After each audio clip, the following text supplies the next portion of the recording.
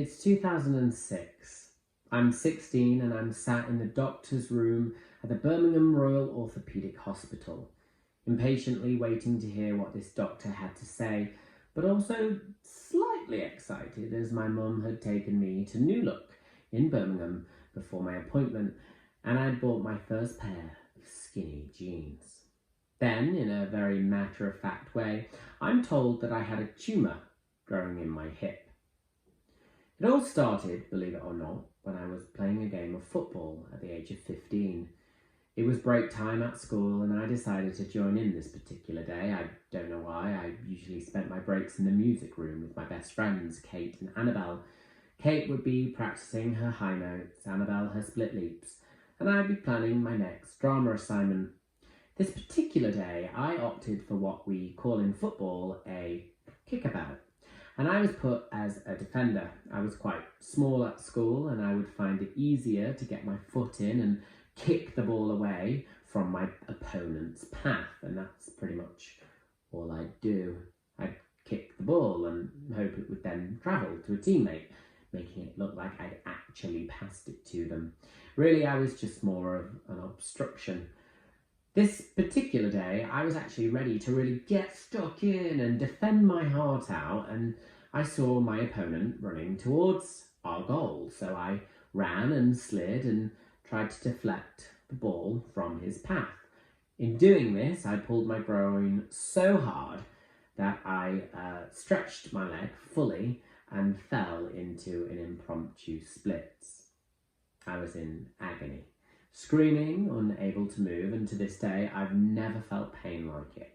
Before I knew it, my dad had actually come to pick me up, wheel me off the school grounds in a wheelchair, and take me to hospital, and it was there I was given my first shot of liquid morphine. Apparently, in my delirious state, I actually said to the nurse, "Please, I want some more." I was a bit like Oliver Twist if he had an opium addiction. Dosed up with everything, I was sent home, and eventually the pain subsided, and quite frequently, for several months afterwards, my hip would start to click out of place. I developed a little bit of a limp and I started to get kind of random pain on my left leg. At first, when the limp developed, people just kind of passed it off as less of a limp and more of a mince. But then came the pain. I was clearly going through kind of a teenage phase of hating myself because I started to get more and more conscious of my chest.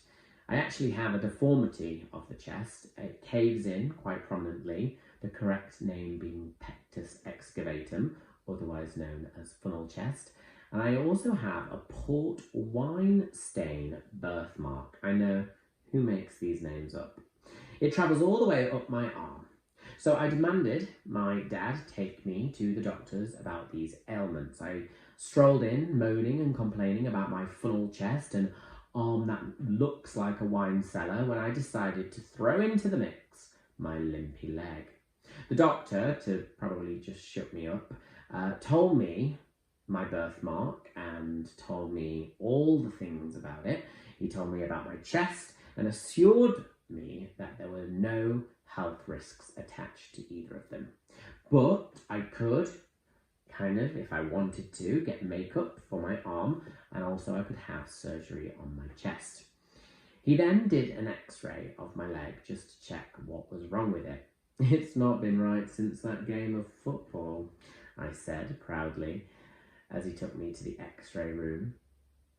A week or so later, I was called in about my leg, and my doctor explained that he thought it was some sort of cyst in my hip.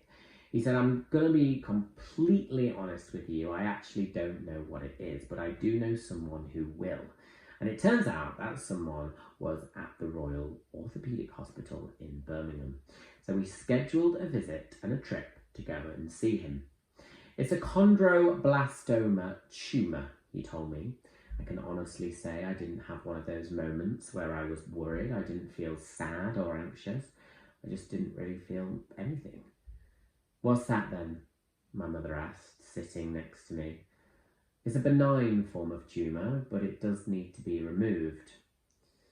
On further research, achondroblastoma is one of the few benign bone tumours that can actually have the potential to metastasize, which means spread to the lungs, so it did need destroying.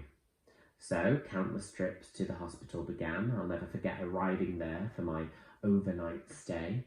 Even though at 16 I thought and assumed I was an adult, I was placed actually in the children's ward. I was a little perturbed when I first arrived, and I was in a pink ward with the name Lee, spelt L-E-A, above the bed, and a bunny rabbit on my pillow. The nurse, looking in mild bewilderment, then sheepishly told me that when they talked to me on the phone, they assumed I was a girl. On leaving the female ward, I walked past a young girl, no older than 11. She had no hair, big blue eyes, and I saw that her left leg had been amputated. She smiled at me and I smiled back, but I avoided her eyes completely. I scanned around and I saw colouring books, a Harry Potter DVD, and a lime green iPod. The white wires of her headphones kind of stuck out among the plethora of black dark wires that were also attached to her, almost like she was tied to their bed in a tangled heap. I suddenly felt a huge amount of guilt. From the outside, I looked like a regular, healthy young man. I felt like I was taking up a bed for someone who needed it more, almost like I was cheating. I shouldn't be here. I'm not that ill, I said.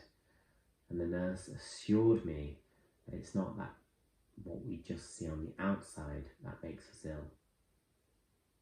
I got into my ward, into my bed, and I noticed a young 7-year-old opposite me. He was vomiting profusely and regularly and wasn't well at all. I often look back and think about the young boy, wondering how he is, what he's up to, and hope that he's still with us today. The nurse comes in. "Would you like to watch a film tonight?" she asked, and I responded positively, accompanying her to the room where the videos were kept. To her horror, I chose Titanic. Looking back, before a huge operation, I can see why she was horrified. It was a little bit of a morbid film to choose. And so night crept in, and I, of course, was wide awake, headphones in, watching as the scenes of the Titanic played before me. People dying to their deaths, others jumping into lifeboats and sailing off to safety, and others frozen in fear, doing nothing. I wondered to myself, what would I have done if I was on the ship that night? 2 months later, I'm on crutches, moaning of my inability to move as fast as I'd want to, wondering when the hell I could get rid of the annoying, inconvenient sticks that, looking back, were only a kind of small interruption in my rather wonderful life. And 14 years on, I truly know how lucky I am. I've seen people with similar conditions that I had. They've had limbs removed, they've lost their ability to walk, to talk, and some, most upsettingly, to live. The football match was a complete red herring, you know, my doctor told me. The tumour was already there, and the fact that you twisted your leg and pulled your pelvis meant that your hip clicked slightly out of place and never really clicked back in correctly. Had you not have done that, then who knows when we would have found the tumour. So I thank my lucky stars that I chose to play football that day, the one day of the year that I would actually volunteer. And I think myself so lucky that I can't help hold a huge amount of guilt when I see what's happening to other people with cancer. It puts everything into perspective. The person who's never had a common cold will think they're dying when they get one. And as a side note, I never needed to have the surgery for my funnel chest. I've grown quite fond of it. It's actually deep enough that when I'm lying down, a glass of port wine rests perfectly in it without spilling. I worked in Lapland every year in December, and I conducted searches to find Santa. I've done this for the past 8 years, and I kept going back. You'd think that the reason I returned each year would be the beautiful surroundings, picturesque wonderland, and the fact that it's Christmas pretty much every day. That's not the reason. I found myself quite immune to the once-in-a-lifetime views that Lapland had to offer me. It became a kind of regular daily thing for me there.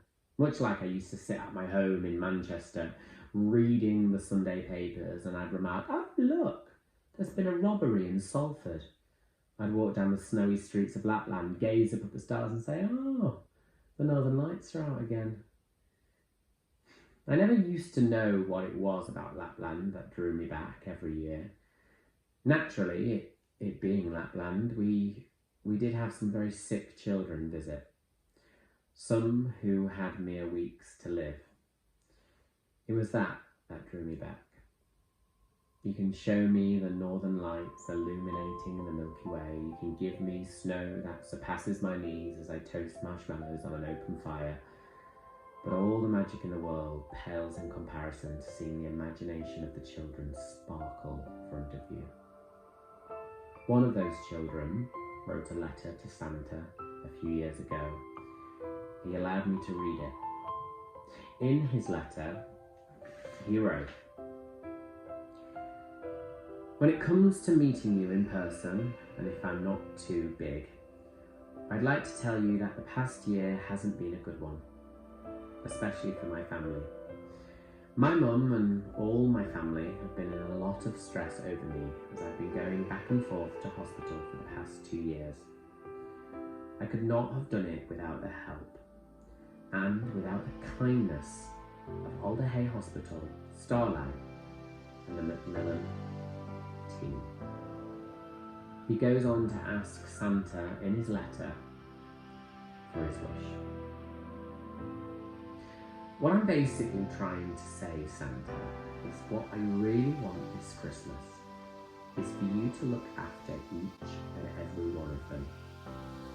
Give the children and their families hope and happiness this Christmas and for the rest of their lives. And if you can do this for me, Santa, it will make Christmas so special. So, thank you, football. Thank you, Birmingham Royal Orthopaedic Hospital. And thank you to all those young people in my ward and also in Lapland who made me see that I am one of the lucky ones. And it is up to us lucky ones in the world to offer help however we can to those that aren't so lucky. It's the least we can do.